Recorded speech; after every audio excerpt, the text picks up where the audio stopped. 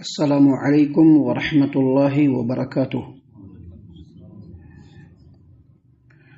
اعوذ باللہ السمیع العلیم من الشیطان الرجیم من حمزہ ونفخہ ونفثہ بسم اللہ الرحمن الرحیم فلعلک باخع نفسک علی آثارہم ان لم یؤمنوا بہذا الحدیث اسفا انا جعلنا ما علی الارض زینۃ لها لنبلوہم ایہم احسن عملا وَإِنَّا لَجَاعِلُونَ مَا عَلَيْهَا صَعِيدًا جُرُزًا۔ اے نبی صلی اللہ علیہ وسلم، آپ شاید ان کافروں کے پیچھے اپنے آپ کو ہلاک کر ڈالیں گے اس غم سے کہ یہ لوگ اس قرآن کریم پر ایمان کیوں نہیں لاتے۔ جو کچھ زمین میں موجود ہے اسے ہم نے اس کی زینت بنا دیا ہے تاکہ ہم انہیں آزمائے کہ ان میں سے کون اچھے عمل کرتا ہے، اور جو کچھ زمین پر ہے ہم اسے ایک چٹیل میدان بنانے والے ہیں۔ محترم سامعین اکرام، سورۃ الکہف سورہ نمبر 18 اور اسی سورت سے بھی آپ کے سامنے آیت نمبر 6، 7، 8 یہ 3 آیات آپ کے سامنے تلاوت کی گئی۔ بفضل اللہ، بتوفیق اللہ، تینوں آیتوں کا ترجمہ بھی آپ تمام کی خدمت میں پیش کیا گیا۔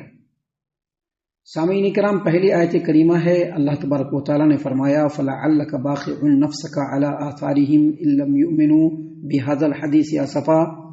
اے محمد عربی صلی اللہ علیہ وسلم، آپ شاید ان کافروں کے پیچھے اپنے آپ کو ہلاک کر ڈالیں گے اس غم سے کہ یہ لوگ اس قرآن کریم پر ایمان کیوں نہیں لاتے۔ سامعین اکرام، اللہ کے رسول صلی اللہ علیہ وسلم جو دعوت لوگوں کے سامنے پیش کر رہے تھے، اس دعوت کو ٹھکرانے کا جو انجام اس دور میں بھی اور آج بھی سوائے جہنم کے اور عذاب کے کچھ بھی نہیں ہے۔ نبی کریم صلی اللہ علیہ وسلم کو اس بات کا بھرپور احساس آپ کے دل میں تھا کہ ہم جو دعوت پیش کر رہے ہیں، مشرکین مکہ لگاتار اس کو رد کر رہے ہیں، لہٰذا وہ لوگ ایمان نہیں لا رہے تھے، جس کی وجہ سے نبی صلی اللہ علیہ وسلم کو بہت زیادہ دکھ تھا کہ یہ لوگ عذاب میں مبتلا ہوں گے۔ یہ جو آیت کریمہ ہے جو ابھی پڑھی گئی آپ کے سامنے، جس کا ترجمہ آپ کے سامنے ابھی پیش کیا گیا، آیت نمبر 6، اس میں اس وقت کے اجمالی منظر کو، ایک جھلک کو اللہ تبارک و تعالیٰ پیش فرما رہے ہیں۔ ایک طرف مسلمانوں پر ظلم و ستم کے پہاڑ توڑے جا رہے تھے، دوسری طرف پورے کے پورے مشرکین مکہ نے اور سرداران قریش نے اپنی پوری طاقت کو اس بات کے لیے جھونک دیا تھا کہ کیسے بھی کر کے اسلام کا نام و نشان مٹا دیا جائے، کیسے بھی کر کے اسلام کو ختم کر دیا جائے۔ ایسی صورت میں نبی کریم صلی اللہ علیہ وسلم کی شدید چاہت تھی، دیرینہ کوشش تھی کہ سرداران قریش میں سے کوئی ایک یا بعض ایسے سرداران ہو جن کو اللہ تبارک و تعالیٰ ایمان لانے کی توفیق عطا فرما دے۔ اس میں 2 فائدے تھے۔ پہلا فائدہ یہ تھا کہ چونکہ یہ لوگ مسلسل اللہ تبارک و تعالیٰ کی نافرمانیوں میں مبتلا تھے، مسلسل رسول کی باتوں کا انکار کر رہے تھے، کنٹینیو مسلمانوں پر ظلم و ستم ڈھا رہے تھے اور ایک نافرمانی کر رہے تھے، جس کی وجہ سے یہ اللہ کے عذاب میں بالکل گرفتار ہونے والے تھے، اور یہ بالکل یقینی بات۔ لہذا نبی کریم صلی اللہ علیہ وسلم کی چاہت یہ تھی کہ کیسے بھی کر کے یہ لوگ اللہ کی گرفت سے بچ جائیں۔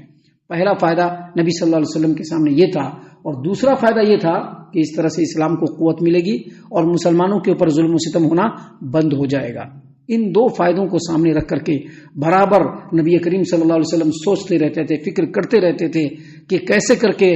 یہ لوگ مسلمان ہو جائے، اسلام قبول کر لیں۔ اللہ تبارک و تعالیٰ نے کہا کہ ان کے پیچھے آپ کو اپنی جان کو ہلکان کرنے کی کوئی ضرورت نہیں ہے۔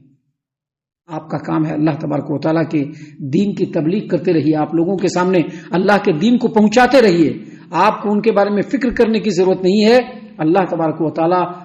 ہر وقت ان لوگوں سے باخبر ہے، اور وہی ہوگا جو میرا رب چاہے گا۔ لہٰذا آپ کا کام ہے صرف اللہ تبارک و تعالیٰ کے دین کی تبلیغ کرتے رہیں۔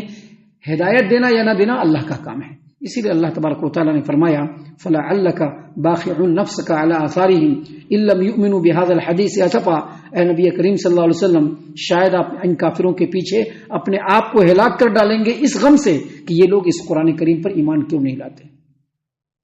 آج کی ڈیٹ میں بھی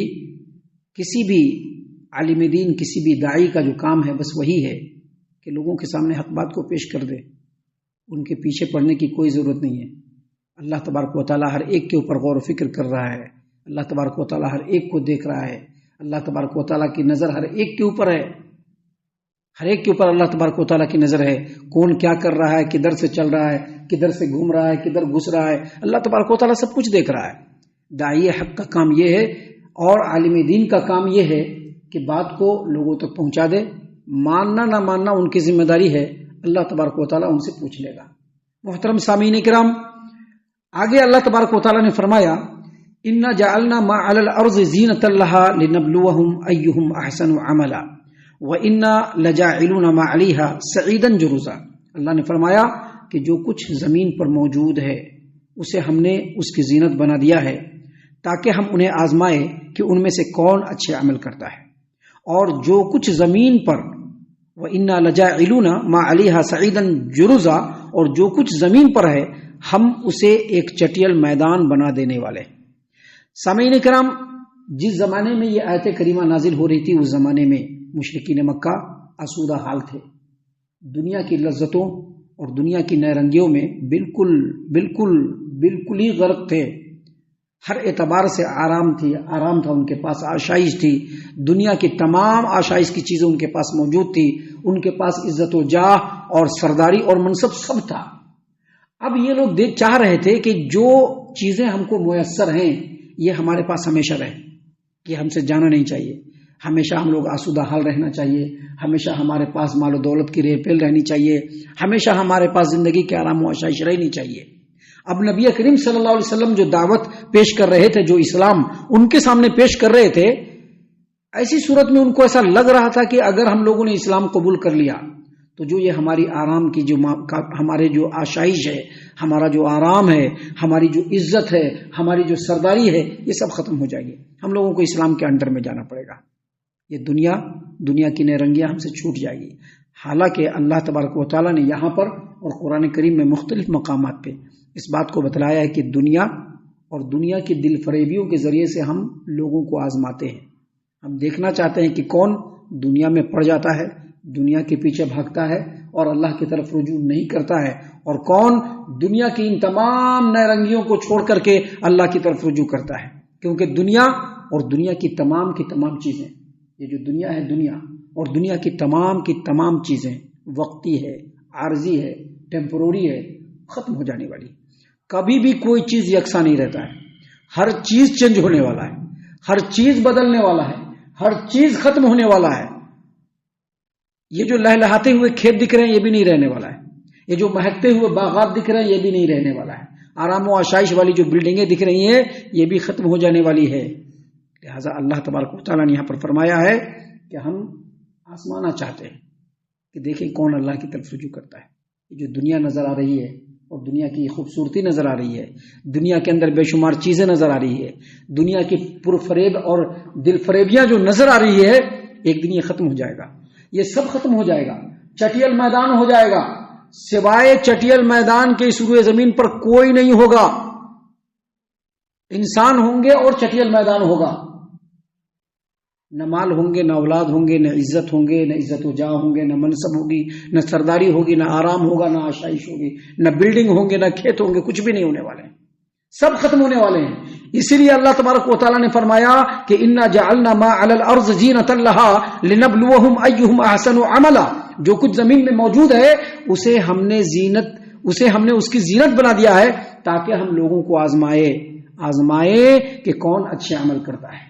وَإِنَّا لَجَاعِلُونَ مَا عَلَيْهَا سَعِيدًا جُرُزًا، اور یہ جو زمین اور زمین کی جتنی چیزیں دکھ رہی ہیں ایک وقت آئے گا کہ ہم اسے ایک چٹیل میدان بنا دینے والے ہیں۔ وہ اللہ تبارک و تعالیٰ نے دنیا آزمائش کے لیے بنایا ہے، مشرکین مکہ کے لیے کہا جا رہا ہے، یہ باتیں مشرکین مکہ کے لیے کہی جا رہی ہیں کہ یہ لوگ دل فریبیوں میں پڑے ہوئے ہیں، ان کو یہ سوچنا لینا چاہیے کہ یہ مال، یہ دولت، یہ سرداری، یہ عزت، یہ جاہ، یہ منصب، یہ سب ختم ہونے والا ہے، اور باقی رہ جانے والی چیز انسان کے اچھے اعمال ہیں جس کی طرف نبی کریم صلی اللہ علیہ وسلم بلا رہے ہیں۔ لہٰذا لوگوں کو چاہیے کہ توجہ کس کی طرف کرے؟ اللہ کے رسول صلی اللہ علیہ وسلم کے کلام کی طرف، آپ کی بات کی طرف، آپ کی تعلیمات کی طرف، آپ نے جس اسلام کی طرف بلایا ہے اس طرف توجہ کرنی چاہیے۔ گویا اللہ تبارک و تعالیٰ نے یہاں پر اس آیت کریمہ کے ذریعے سے صرف مشرکین مکہ کو نہیں بلکہ ہر دور کے آنے والے ہر انسان کو یہ بتلایا ہے کہ یہ دنیا فانی ہے، ختم ہو جانے والی ہے، عارضی ہے، ٹیمپروری ہے، باقی رہنے والی چیز انسان کے نیک اعمال ہیں۔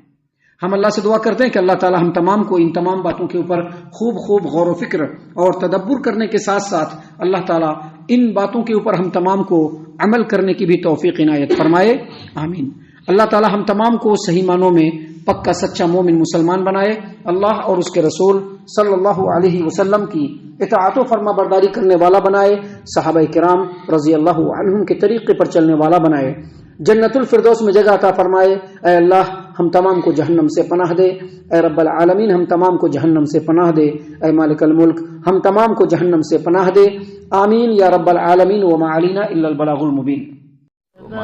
الذي نزل الفرقان على عبده ليكون للعالمين نذيرا